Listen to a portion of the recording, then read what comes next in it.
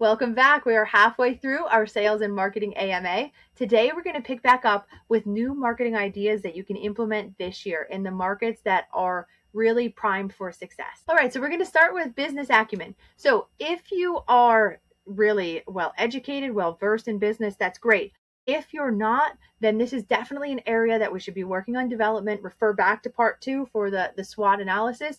Maybe one of our main priorities is going to be studying business. No matter how good you are at business, there is always more to learn. So my advice is never stop learning, but also set it up so that learning becomes easy. So one thing that I recommend in our CPT prep program, after you do a lecture, listen to it again and again and again when you're driving, when you're doing chores, when you're working out, things that don't require any mental energy but have to occur otherwise. So when we piggyback the behaviors, it creates this whole new opening for studying and learning, where we can be listening to audiobooks, podcasts. We can listen to videos. Even if we can't watch them, we could still be listening. So some of the resources I would recommend. SCORE is one of the organizations that I couldn't give it a higher recommendation. This is retired business executives that were very successful in their field.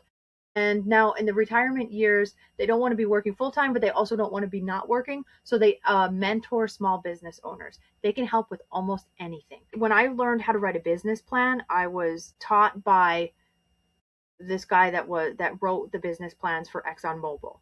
Right, that was like the top of that structure. So, and it's free. But they do classes, so the advisement, they can give you connections wherever you need help. That's somewhere where I would recommend reaching out.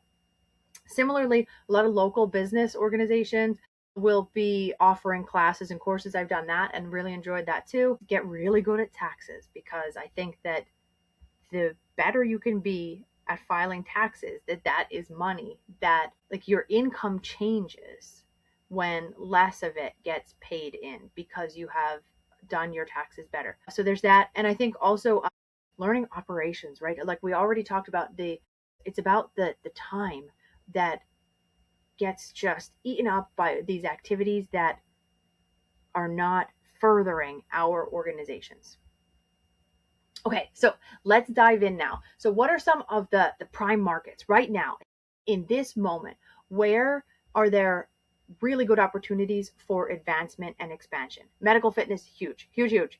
I think there's the healthcare continuum, and a lot of the healthcare professionals on the continuum are already connected with each other. But then there is this little bit of a disconnect between them and us. We are on it, but we are not well integrated into it. So that is what I see as there's this big opening that we can kind of fill that gap.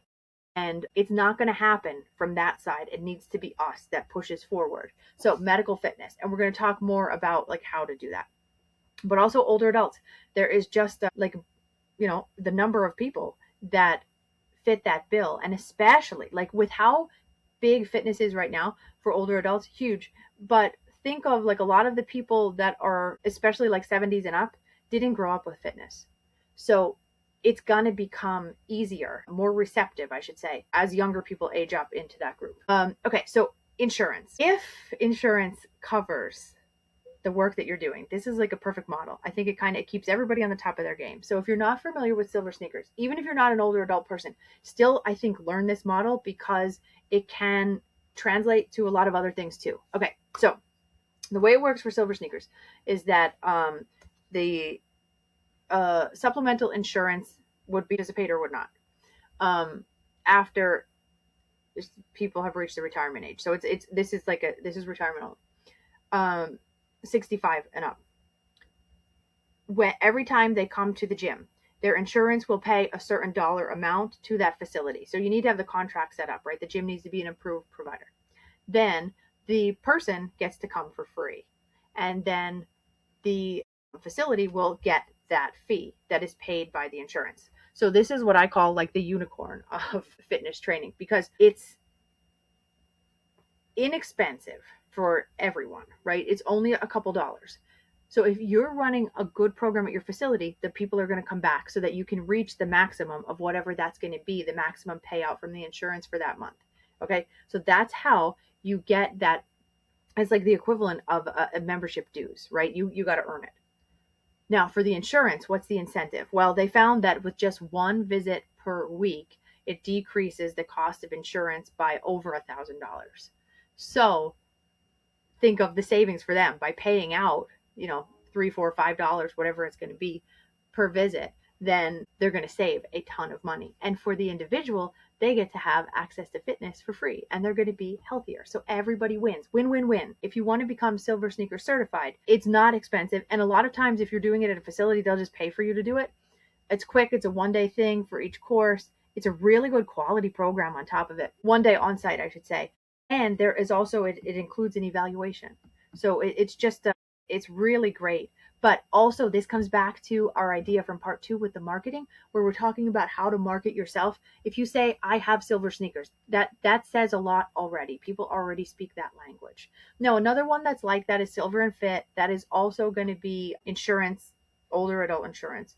And then there is so Prime is, I worked with both of these. So I ran the largest silver sneakers program in Pennsylvania for a while, and it was a really good experience. Really good in terms of for my career, like the management experience, having 2,500 plus members in the silver sneakers, the regular older adult members. It was a really, really good opportunity. So at that facility, we also had Prime, because Prime was for like the non-silver sneakers. This is just going to be regular insurance for people that are still of working age. So there are things like that. Now, those are just 3 examples, but see what else is available. I did want to also say here, though, too, that taking insurance, that outside of that, then because I had such a good experience with insurance, I had people privately request for me to submit to their insurance. And I said, well, I can try it. And it turned out to be super easy. So, and again, like it's that automated thing where every month you have to submit it, but you're just changing the dates. So I think anything that way that can remove financial pressure, conversations, negotiation for rates, that's really good. Those are good things to think about. Okay, so let's dive into working with older adults. I think the main thing here is career longevity. There's so many benefits, but for me, I never intended on working with older adults. I worked with athletes almost exclusively, and then had some pretty bad concussions. And during what I call the concussion years, my brain just couldn't do certain things, especially like powerlifting, power work, demonstrating. It was like being able to demonstrate certain things was just not recommended during that time. So I pivoted to older adults, and it turns out that I loved it because there are so many benefits. I think it's not very flashy. There's a growing number of people, but I think not many that come into our field with this goal. But let me tell you, it is like, it's so rewarding because of how valued you are. People value so much what we do when they're at this stage in life. Also, because most of the individuals here are going to be retired, it's like complete adherence to the program. We recommend something, they're on it. The compliance level through the roof, because I think it's 2 things. The main priority is their health, staying alive, staying healthy, staying active, but also then having the time to do the things that are recommended. But the other thing that's nice is like, when people are younger, I think they're more prone to unrealistic expectations.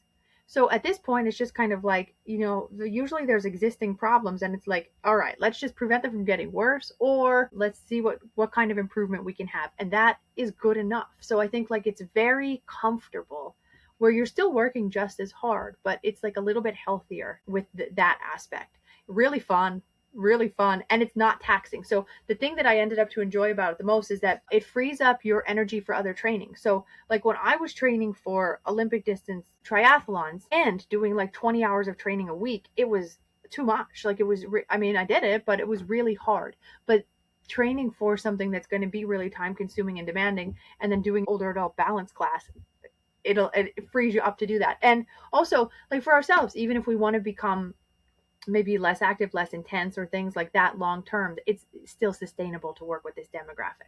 All right, so how do you get in?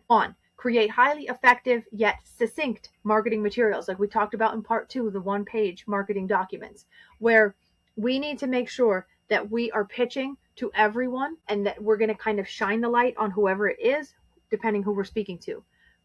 The benefits to the participants, the benefits to the facility, the benefits to the insurance company, whoever it is that we're talking to. That's going to be a little bit different if we're presenting to a gym where we want to start a program versus something like a retirement community. So we have our stuff ready. figure out who is the best person to contact. Not just go drop it off or send it to the first email address that you find. Who is going to be the fitness director at that facility? What I recommend is deliver it on site. They probably can't see you. They're probably not free. They might not be there, but try where you can make an introduction and then make sure it gets put into their mailbox. Watch it get put into their mailbox. If it stays on a desk, it's general circulation, it's probably never going to reach them. Then to verify that it did and to make just that second touch, follow up. We already have this in our set cadence that we talked about. So either an email or a phone call. I really like a phone call. Hey, hi, this is Ashley. I wanted to make sure that you received the materials that I dropped off last week. If you have any questions, feel free to contact me anytime. I would love to set up a meeting in the near future, like this. Nothing happens, we follow up again 1 week later. If we hear from them, great. But assuming if nothing happens, then how are we going to follow up again? And cast a wide net. So if we're going to be going to, let's say, retirement communities, find 10 that are in your area to get started with, where it's not going to be us at home waiting for this one.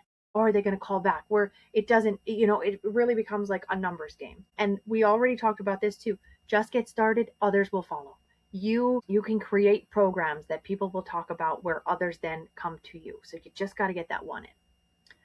Okay, so let's talk about silver sneakers a little bit more. There are 2 ways to do silver sneakers. You can be the provider, which a lot of times is going to be a facility, but they do contract with individuals. So if you have your own small business, don't rule that out yet. There are times where it makes sense to be a silver sneakers instructor on staff or the person that is contracted with. So let's say you want to teach the class. Like the example that I gave in parts 1 and 2, where I was talking about getting the job at Penn State teaching, came from a facility where, I was making like $20 an hour, I think. It was a long time ago, but like only $20 an hour to teach the class. But I got the free gym membership. I got connections. I was able to list arguably the best place in the state on my resume. So low pay, but offset by other benefits. There are things to think about. Like there are times where that makes sense. But if you want to be the provider, now there is a higher risk here, right? Higher risk, higher reward, where we would get the fee. So say that we were teaching at a library or a fire company, even if we don't have our own facility. I want to give those examples too.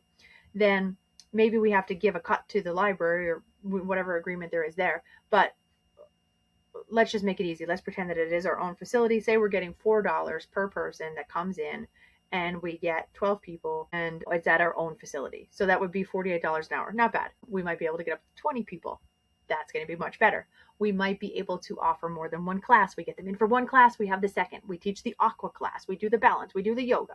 All of the different silver sneakers ways where people can still come for free. So that it's going to be really effective word of mouth advertising for us, good retention long term. You have to go through the approval process to do that. There is, like I just mentioned, the good potential for expansion. Now, the other thing you can do though is there's nothing that says that you must exclusively have silver sneakers members. So you could have silver sneakers happening at the same time as silver and fit. You can have non-insurance members where maybe they only pay $5, so that there's a good chance that, if we're going to try to do this by volume, that we can do that too. So lots of creative ways, but also at the same time say that you're there and only 3 people come. Now we're going to make $12 for the hour. So ways to think about that. Okay, so other things that we talked about earlier with the insurance, with the kind of attention that health savings accounts are getting increasing. I think that this is good. I have worked with those before, qualified, no issues, and that's just working privately. So I think, as long as we have our own business, then we can position to benefit from those. So usually what happens is this, like people will get a monthly or an annual allotment for fitness. So you just have to demonstrate that you are a fitness provider. Contact them, find out exactly what that organization needs for a submission. And then you have your system, right? Every month, it's the 30th of the month. I do the invoices, send them out on the 31st, whatever your system is, right? So for the individual that's going to be the client in that case, it's completely up to you. A lot of times it's not going to cover the full thing. So say that you have something that, say you have a class and people are paying $12 to attend the class if they're doing full pay. Then that person might be getting, that would cover the weekly allotment from their HSA. So I think you could either give them the discounted rate or they could do the rest. They would pay the rest Just be careful. My advice is if you do the discounted rate, you somehow need to keep that quiet if people are paying varying rates. Okay, so now let's get back to the fitness thing. How are we going to get better integrated into the medical model? So this is just like we talked about in the marketing day.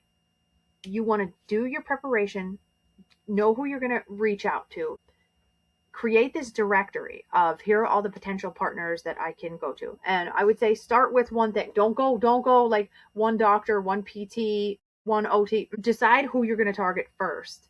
And then we can have the materials that will speak their language. And then we might be able to pivot a little bit to the next one and then just modify the language, modify the research. So again, is this always coming back to it being mutually beneficial, right?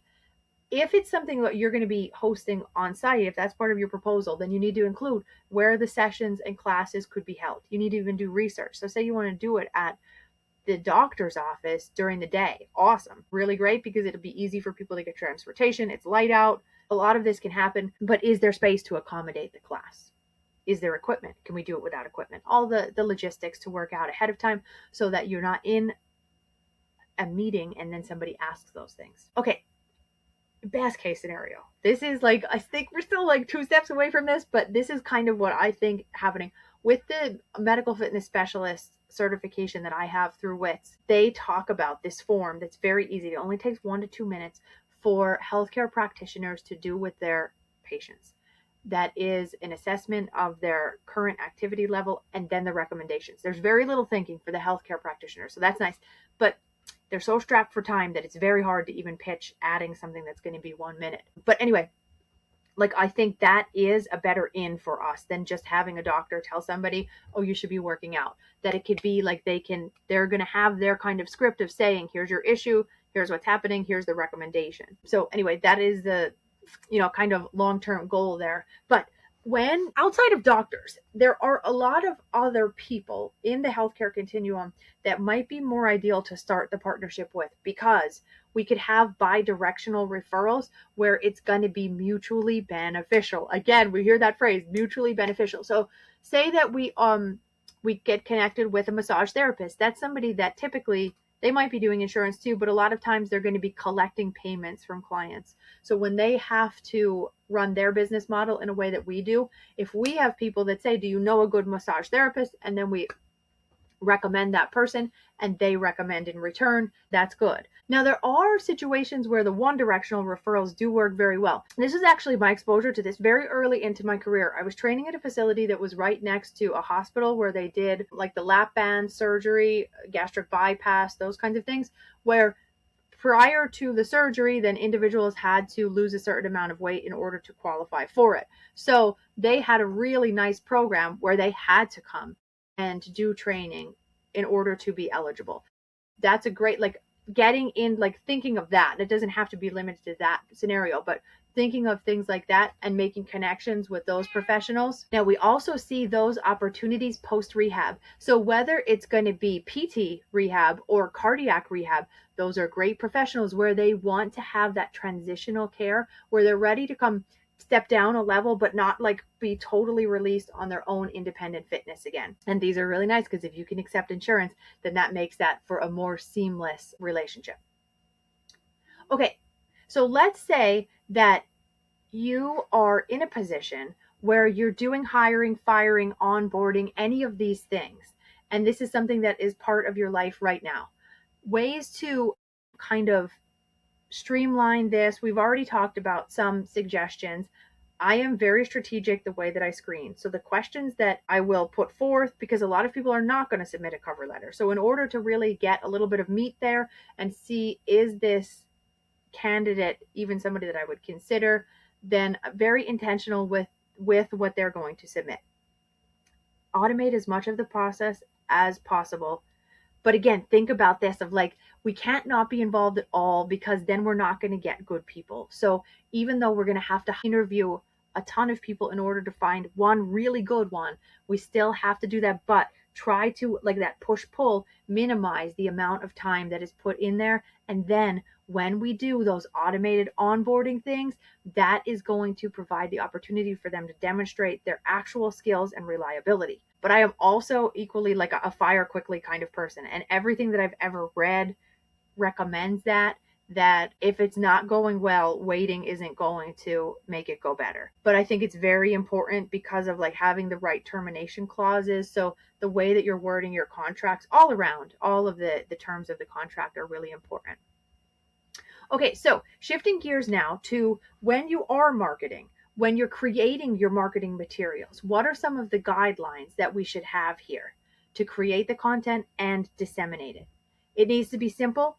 It needs to be accessible, easily digestible, super clear. Really make sure that that they know what the call to action is, and that in any case possible, you are going to assist this. Like we talked about in part 1 of this series with sales, anything you can do to limit the barriers. So part of that is going to be part 2, market research, knowing what you're going to be up against too. Whatever your take home message is, repeat it several times. Again, like think of the attention span. It's never going to be personal. It's just the way that people are wired now. One thing that really I think helped me a lot in the beginning was learning that the average person can process information on a 4th grade reading level. And it is not saying really anything about their intelligence. It's just saying that what we are creating shouldn't be above that, because that is going to eliminate a bunch of people, because it's going to be too much. It's just not going to land the right way. But no matter how we're working, be aware of what else is competing for their attention. So that's why in part 2, we talked so much about these opportunities where you're going to get more of their undivided attention. So thinking about that, like when we're going through, like what is an option for marketing? For me, that's always a big one of like, what can I do to make sure I'm not going to get drowned out by everything else? Okay, and that wraps up part 3. So make sure that you come back next time for our final video in the series for the Sales and Marketing Ask Me Anything. We're going to wrap up talking about things that are mostly specific for Gen Z CPTs and how they can position for success in the workplace. So whether you are Gen Z or you're a different generation, it's still worth giving it a listen, because I think that we're going to kind of take the perspective here of how we can all have the different generations working together collectively, cooperatively, and productively. See you back soon.